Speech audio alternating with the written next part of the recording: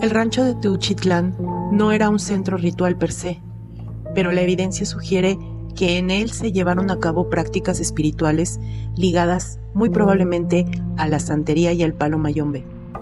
La desaparición progresiva de altares, la simbología presente en el lugar y los testimonios indican que algunos actos de violencia pudieron haber tenido un trasfondo ritual.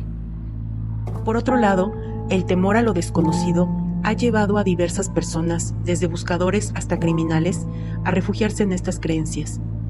Sin embargo, como la historia lo ha demostrado, la justicia divina, tarde o temprano, alcanza a todos. En el video anterior, analizamos los objetos visibles en las fotos y videos de los testimonios, pero en esta ocasión elaboró una teoría sobre otros posibles aspectos rituales en el lugar, de los cuales no hay testimonios contundentes, pero sí algunas pistas aisladas que conjuntamente sostienen esta especulación. En el caso del rancho de Teuchitlán, observamos la interacción de 4 espiritualidades: la de los narcotraficantes, la de los capturados, la de los grupos de búsqueda y la de las autoridades, que en este caso son el ejército, los policías, los políticos, la fiscalía, los peritos, etc. Cada uno de estos grupos tiene sus propias prácticas espirituales, que en ocasiones convergen y en otras no. Ha sido notorio que, por miedo, muchas personas terminan metiéndose en diversos cultos como el de la Santa Muerte o incluso en la santería y la palería, y es que en México existe una predisposición cultural a creer en la magia y en la brujería. En mi experiencia he notado que quienes sufren persecuciones reales o imaginarias a menudo sucumben a ciertas prácticas espirituales en busca de protección, terminando en cultos que desconocen y sumergiéndose en prácticas que no resuenan con su propia espiritualidad. Simplemente entran para no sentirse desprotegidos. En una entrevista, una de las madres buscadoras mencionó que antes de iniciar sus labores de búsqueda realizan un círculo de oración, aunque no especificó a qué le rezan.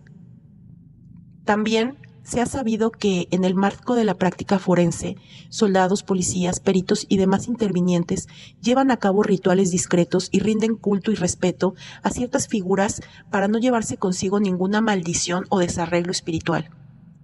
Como mencioné en el video anterior, es evidente que los objetos de culto en el rancho de Jalisco fueron desapareciendo gradualmente.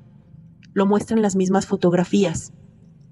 Vemos cómo en los altares fueron siendo retirados paulatinamente ciertos elementos. Poco a poco se veía la carencia de ellos en las fotos que se iban tomando a lo largo del tiempo y de las visitas. Algunos de los elementos que mencioné con anterioridad son evidentemente las figuras de la Santa Muerte, figuras de San Judas Tadeo, algunos collares de santería, un muñeco espiritual de Legua, también de la santería, y algunos relicarios y otros objetos que tenían las víctimas. Vayamos a la parte exterior del rancho, donde se encontraban unas palmeras. Estas bien podrían cumplir simplemente una función ornamental, pero aquí quiero explorar esta especulación. Su posible relación entre estas palmeras, que se encuentran justamente en la denominada zona de crematorios del rancho, y una divinidad de la santería cubana. Si observamos la zona, podemos notar que del lado derecho hay una hilera de 6 palmeras. Este número es significativo, ya que tanto el 6 como la palmera están asociados a Shango, un orisha de la santería cubana. Similitudes o paralelismos que se encuentran en el palo mayombe, donde Shango se sincretiza con la divinidad 7 rayos. Cabe la aclaración que la santería y el palo mayombe, aunque tienen muchas similitudes y ambos proceden de la isla cubana, no son lo mismo. Son 2 cultos diferentes que actualmente se han ido mezclando hasta el punto donde no se distingue uno del otro. Dentro de los testimonios recabados, se menciona que algunas de las víctimas eran atadas a las palmeras y dejadas al sol antes de ser ultimadas. Cabe destacar que Shango se asocia también con el fuego, por lo que es posible que ese lugar tuviera un propósito ritual, ya que muchas veces los padrinos obligan a cumplir ciertos mandatos de sacrificio y ofrendas para tener protección y poder extra. Otra característica es que si analizamos la simbología del sitio, vemos que algunas de las construcciones están pintadas de rojo y blanco, colores que también se asocian con Shango y 7 rayos, divinidades de la santería cubana y del palo mayombe, respectivamente. Aunque podría ser una coincidencia, la probable relación no es descabellada. Si esto fuera cierto, inevitablemente estaríamos hablando de la posible existencia de otro altar que fue desmantelado o trasladado antes de que se tomaran todas las fotos. También es posible que en el lugar central, donde están las 3 palmeras en forma de isla, hubiera otro altar, o incluso que se haya enterrado algo ahí con fines mágicos y rituales. Evidentemente, el rancho no era un centro ritual en sí mismo, no es lo que quiero decir. Sin embargo, podemos considerar que había ciertos elementos presentes que apuntan a la existencia de prácticas espirituales que eran fundamentales para lo que allí se llevaba a cabo. Sobre todo porque sí había elementos de santería, pero a la vez es raro que no tuvieran algunos objetos que son indispensables en un espacio que se pretende proteger o resguardar espiritualmente, dentro del marco de la liturgia santera.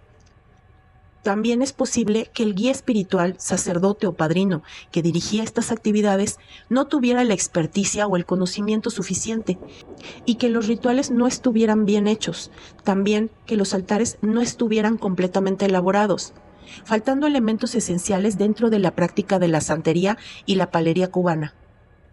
Recordemos también que hace muchos años, cuando ocurrió el caso de los narcosatánicos, es decir, de José de Jesús Constanzo, se estableció que ya se ofrecían sacrificios humanos en lugar de animales para obtener mayor poder.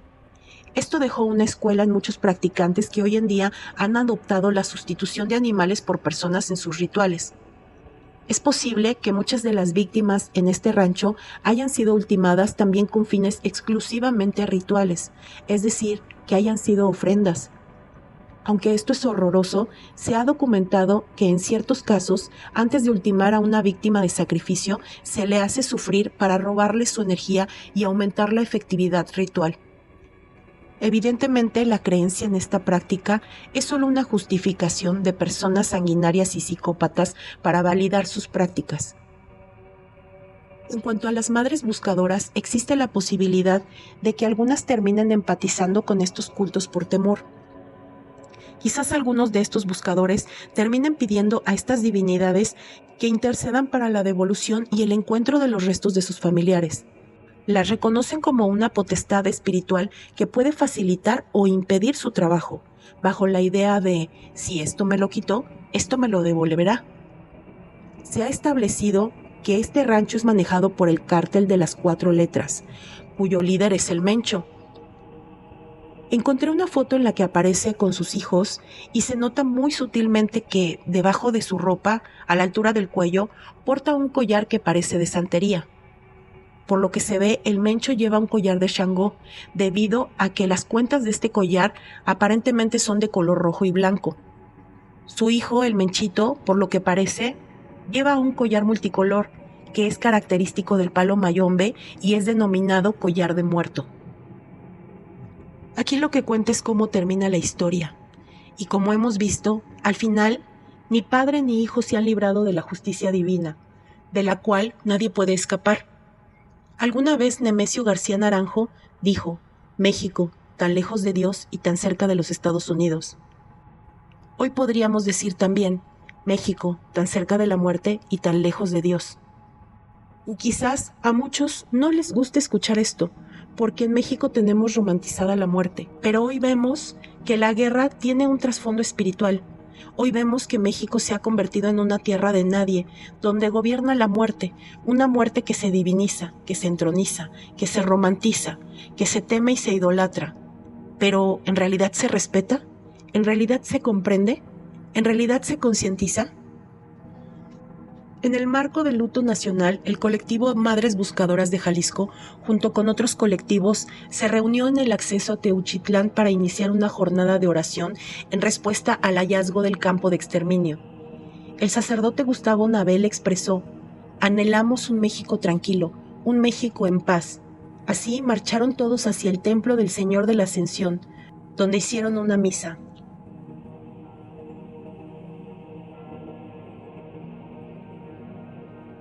Cerca del rancho hay un lugar ancestral, unas pirámides circulares. Siempre decía la gente, vamos al Huachi, de ahí la palabra huachimontón, que quiere decir montón de guajes, y ahí hay muchos árboles de guajes. En tiempos antiguos, de todo alrededor, recurría aquí mucha gente para pagar tributo. Algo muy interesante es el significado de Teuchitlán, que es la voz castellanizada del náhuatl Teotzitlán o Teutzitlán, que significa lugar dedicado a la divinidad o lugar del Dios reverenciado. Esto significa que estamos ante un lugar que estuvo siempre dedicado a lo sagrado y que en un punto determinado se desacralizó. Y no solo eso, se ha transgredido lo ancestral con la secularización, con la venta de objetos sagrados y con la desviación de las prácticas sagradas. Se cree que tales estructuras, en el caso particular del asentamiento en Teuchitlán, eran utilizadas para ceremonias en honor al dios del viento Ejecatl, y que incluían un análogo de la ceremonia ritual de los voladores, donde un sacerdote subía a un poste elevado para rendir honores a la divinidad. Este poste se colocaba en la cima de los túmulos. El sacerdote ponía su abdomen en el centro del poste, dando forma de una balanza. Se dice que los pisos de esta estructura circular forman el calendario exacto de 52 años. Existe un largo orificio, posiblemente allí se ponía este poste, del cual los sacerdotes se sujetaban y se mecían de un lado a otro simulando el vuelo de un ave. Tal tradición era una ofrenda al dios Ejecatl. En este lugar se han encontrado también criptas funerarias subterráneas debajo de la zona de la habitación. Algunas otras ofrendas consistían en grandes fogones sobre las banquetas o también consistían en maíz quemado debajo de los muros exteriores de la plataforma. Se han dado casos en los que se encontraron platos de cerámica colocados dentro o debajo de los muros. Se dice que Ejecatl fue quien concedió a la humanidad la capacidad de amar, según algunos mitos. Pero el culto de Ejecatl es bastante extendido. También, en las ruinas de Tenochtitlán, bajo la escalinata de la cancha, se han encontrado ofrendas rituales a Ejecatl. Estas ofrendas estaban conformadas por varios grupos de cervicales humanas pertenecientes a cerca de 30 personas. Según los responsables del hallazgo, podrían ser restos de jugadores decapitados, ya que todos los cuellos pertenecen a hombres jóvenes e incluso niños. En un estudio, Yael Danzac habla sobre los huachimontones y la tradición de Teuchitlán, centrándose en su importancia histórica, ritual y política en la región del volcán de Tequila. A través de testimonios de habitantes locales y referencias arqueológicas que son recabadas, se describe cómo este sitio fue un centro ritual y político hace aproximadamente 2000 años, con una arquitectura distintiva de círculos concéntricos. En el estudio se menciona cómo los habitantes de Teuchitlán han interpretado los huachimontones a lo largo del tiempo, relacionándolos con ritos, entierros y batallas antiguas. Por ejemplo, José, un jornalero de 62 años que trabajó 4 décadas cosechando en el predio donde se ubica el sitio arqueológico, dice: «Mis papás me contaban que los huachis era donde ellos guerreaban y a los malos los mataban y los quemaban. Todo el polvo de los muertitos volaba, se lo echaba al viento y no quedaba nada». Existen muchos testimonios de los lugareños que son recabados sobre el descubrimiento de tumbas de tiro y objetos prehispánicos. Además que se da un testimonial del cambio en la percepción local tras las excavaciones arqueológicas que dieron lugar en los años 1990, posterior a que el lugar fuera constantemente saqueado por los habitantes de la zona que sembraban ahí. Otro testimonio, el de Rosa, de 23 años, que comparte que en su casa le platican que los huachimontones habían sido la obra de una raza que fue antes de todas las demás culturas. Se dice también que los habitantes originales del lugar lo habrían abandonado 1000 años antes de la llegada de los españoles al occidente de México. Es así que estas ruinas fueron utilizadas por los habitantes locales tanto para la agricultura como para la venta ilegal de piezas prehispánicas. A través de estos testimonios de pobladores y exsaqueadores, Yael Danzac detalla cómo las figuras arqueológicas, a menudo llamadas monos, y otros objetos como metales y vasijas eran reutilizados en la vida cotidiana o vendidos a coleccionistas, sobre todo entre las décadas de 1950 y 1970. También se menciona la pobreza de la población como un factor clave en la intensificación del saqueo, abro comillas. Los huachimontones empezaron a desempeñar un rol dual, como parcela para la siembra de temporal y yacimiento para el saqueo arqueológico. Como esclarece Eva, un ama de casa de 36 años. Nuestros papás sembraban en las faldas del cerro y si encontraban piezas, las traían a la casa o las vendían. No sé si tú ya visitaste alguna de las casas de aquí, pero en la mayoría hay vestigios arqueológicos, monos, metales. Ahora ya no las puedes vender tan fácil, pero antes era oro puro. Siempre hemos sabido que aquí hay piezas, y me reintegro a lo que te decía mi papá y mis abuelitos. Por lo que podemos ir concluyendo, Teuchitlán y los Huachimontones trascienden la historia y los hechos que han sucedido en años recientes. Esta tierra tiene una larga historia y muy probablemente guarda en sus entrañas muchos más cuerpos y muchas más historias de las que podríamos contar. Este lugar siempre ha sido un centro ritual, un centro para los dioses. Podríamos pensar que el resultado actual es una especie de castigo divino por los saqueos y la desacralización, porque el mexicano recuerda la muerte, pero se olvida de Dios, se olvida de los seres superiores que le aguardan allá arriba. Este sitio nos recuerda que hay lugares con un destino ya definido, con una función ancestral que no puede ser cambiada. Pero tú, ¿qué opinas? Hasta aquí con este video. No te olvides opinar y compartir. Hasta la próxima.